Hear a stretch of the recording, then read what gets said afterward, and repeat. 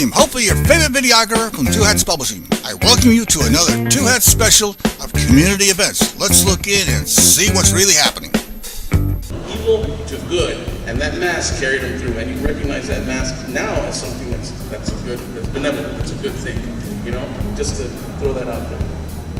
I want to change tracks for a quick second. Something Jose said earlier about how the producers, the American producers, didn't really have a quite grasp on Nacho Libre, but then they certainly did with Coco.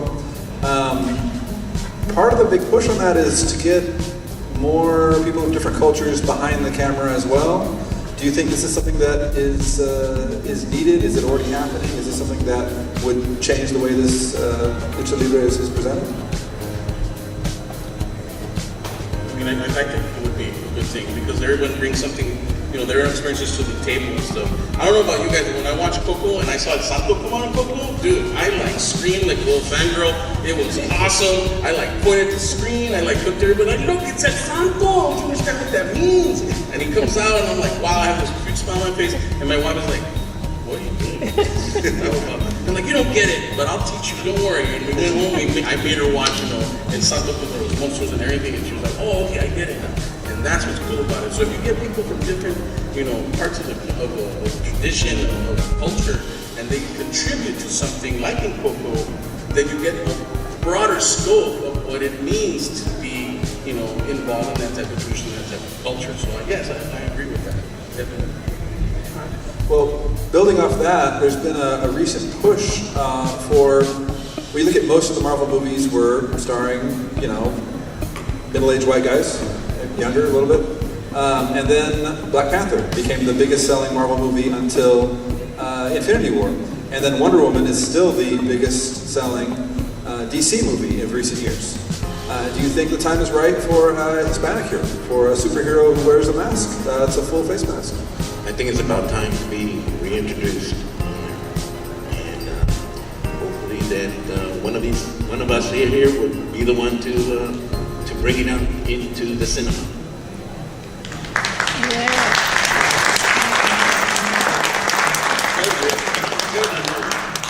I've been around with Latino for so long, and when I first met Richard at Comic Con all those years ago, I was inspired. I'm like, man, I really want to get involved in this. Before I aspired to write like for Marvel, to write for DC, to write all these like white characters, you know?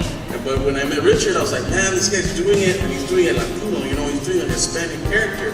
That's what I want to do, and that's where Pariente came from. You know, the fact that I met these other characters, these other people that I'm sitting here with, and they have these characters that are us, raza, you know, and different parts of our culture, and that's what I want to come across, and that's awesome. You know? I'm very honored to be sitting here with you gentlemen right now. Thank you guys for having me. So. Well, I have to say the same thing. I met Mr. Dominguez personally in a Blue Demon, you remember? Yes. In a Blue Demon Film Festival, that was like 10 years ago, I think. Blue Demon Jr. came, and I have to say that I do comics because of Gato Negro. I mean, in English. I was a fan of the Santo and Blue Demon and the Spanish comic from Mexico, but Richard Dominguez it's your fault that I'm doing comic right now.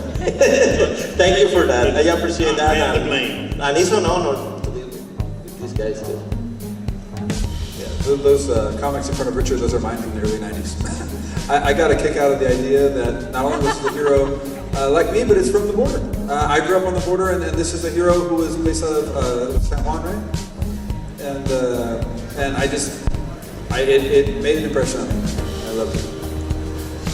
Let me ask, what if they were to make a mainstream American-produced Santo movie? Would that be a good thing? Would it be scary? I think back to like the American-produced Godzilla, the first one, you know, and it's just, you know. It can be done. It's just like with companies, they just need to really dig into the culture and actually hire an actual. It has to be done by the right people. Right. Well, I'm all for Michael Peña to be a Santa. I can see that. I can see that. I like Michael Peña.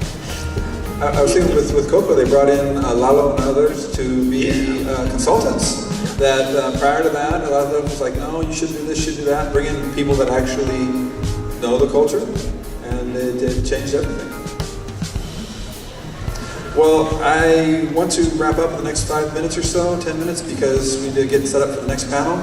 So before we do, what would you guys like to see for the immediate future? What needs to happen right now with luchadores in American comics? I think for that, if we want to make like lucha libre comics, I think we need a consistent book. Because a lot of the DC and Marvel comics, right now they just launched a bunch of new series from Dark Knight's event, and I'm betting which ones are going to get canceled within the next 3 months. That's usually a lot of help, unless you're Superman or Batman or the X-Men. Your book may not last the next 12 issues. So we may need like a huge effort for a lucha libre comic that can go all the way for maybe the next 5 years, and have like a heavy marketing machine that just pushes it out. Get it in front of people's faces. Get it in people's faces. Shove it in their faces if they have.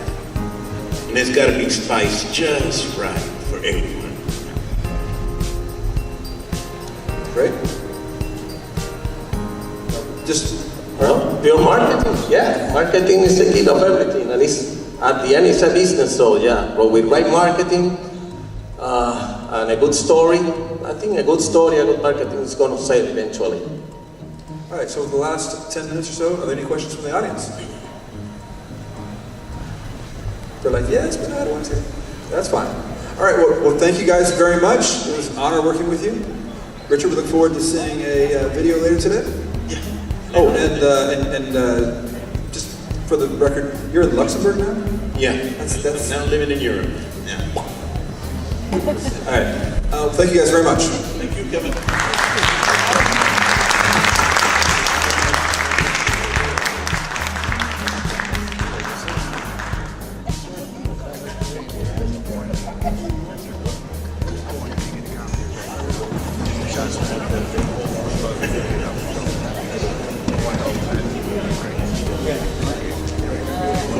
This is William, hopefully your favorite videographer from Two Hats Publishing. I hope you enjoyed this video.